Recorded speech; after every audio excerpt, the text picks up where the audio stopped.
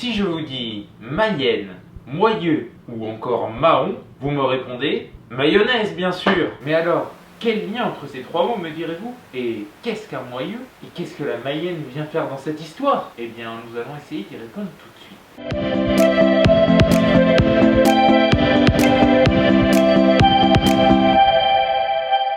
Pour reprendre les bases, qu'est-ce que la mayonnaise? La mayonnaise, c'est une émulsion d'un jaune d'œuf avec de l'huile ainsi qu'un peu de vinaigre. Si l'on rajoute de la moutarde, on va plutôt parler de rémoulade et non plus de mayonnaise. Mais bon, dans l'usage courant, on utilise toujours le terme mayonnaise. Ce procédé d'émulsion d'œuf avec de l'huile est connu depuis bien longtemps puisqu'on s'en servait à l'époque pour réaliser des onguements, c'est-à-dire pour soigner des maladies. Aujourd'hui, la mayonnaise c'est une sauce froide, mais ça n'a pas toujours été le cas. Avant le 19e siècle, la mayonnaise était fabriquée à base d'un roux, donc comme une sauce béchamel, du beurre et de la farine, et on fabriquait la mayonnaise à partir de cela. Ensuite, elle a connu des évolutions jusqu'au 19e siècle, avec un certain Antonin Carême, encore, qui nous laisse la première trace de la mayonnaise telle qu'on la connaît aujourd'hui, c'est-à-dire une sauce froide à base d'œufs, d'huile et de vinaigre. Et maintenant, l'origine du mot mayonnaise. Je vous ai parlé de Mayenne, Moyeux, Mahon, parce qu'en fait, on ne sait pas réellement d'où vient l'origine du mot mayonnaise. Certains diront que c'est une déformation de la Mayenne, donc le nom de département, qui serait devenu mayonnaise.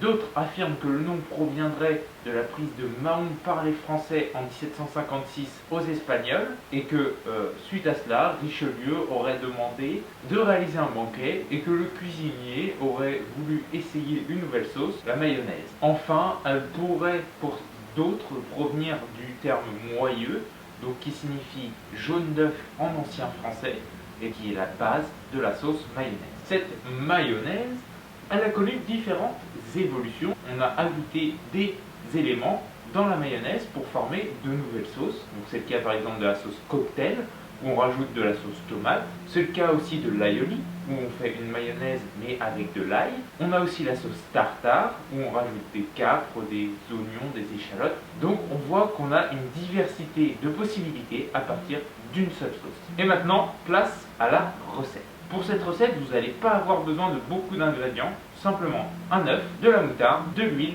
et un peu de vinaigre. Bien sûr, sel, poivre. Comme je vous l'ai dit, vous allez avoir besoin d'huile. Là, j'ai trois types d'huile différentes, donc de l'huile de pépin de raisin, de l'huile de tournesol, de l'huile d'olive, du vinaigre, voilà, du vinaigre de vin rouge, mais vous pouvez aussi mettre du vinaigre balsamique ou de xérès, de sel, de poivre, un peu de persil pour ma part, un œuf, de la moutarde et beaucoup de force. Non, je rigole, vous allez voir, ça se fait tout seul. C'est très simple, on va venir séparer tout d'abord le blanc du jaune d'œuf. Avec le blanc, vous pourrez réaliser des financiers par exemple. Vous allez venir rajouter ensuite une cuillère à café, une bonne cuillère à café de moutarde. Donc là vous voyez j'ai mis une cuillère à café. On va venir mélanger le tout et ensuite on va incorporer notre huile petit à petit. Vous pouvez dès maintenant mettre du poivre et du sel dans votre premier mélange. Et maintenant, c'est parti pour l'épreuve de force. Donc on va commencer par rajouter de l'huile de tournesol. On va y aller progressivement, donc on la verse en petits filets en remuant en permanence. C'est parti. Vous voyez, ça a déjà commencé à prendre. On a quelque chose de beaucoup plus crémeux que le mélange œuf-moutarde. Là, maintenant, je vais passer à la deuxième huile, donc l'huile de pépin de raisin. Comme je vous l'ai dit, vous n'êtes pas obligé de varier les huiles. Vous pouvez mettre qu'une seule huile. Moi, je préfère en mettre deux différentes qui sont neutres et une avec un peu plus de goût, donc l'huile d'olive. Allez, c'est parti pour la deuxième.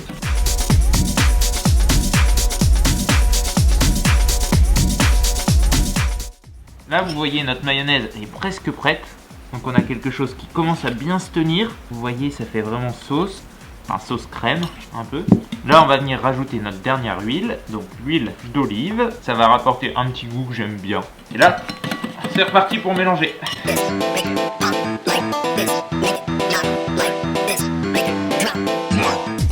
Donc là, on a fini la partie la plus compliquée de la mayonnaise. On voit, elle a bien pris. On a quelque chose qui est bien lisse, qui a un aspect crémeux, qui a doublé de volume, donc on a réussi notre émulsion. Faut bien penser à bien remuer quand vous ajoutez votre huile. Il ne faut pas ajouter l'huile et ensuite remuer, il faut le faire en même temps. La dernière étape, ça va être d'ajouter une petite goutte de vinaigre. Là, vous en mettez pas beaucoup, hein. Et on remélange le tout. Bien sûr, n'hésitez pas à rectifier l'assaisonnement si vous trouvez que ça manque de sel ou de poivre.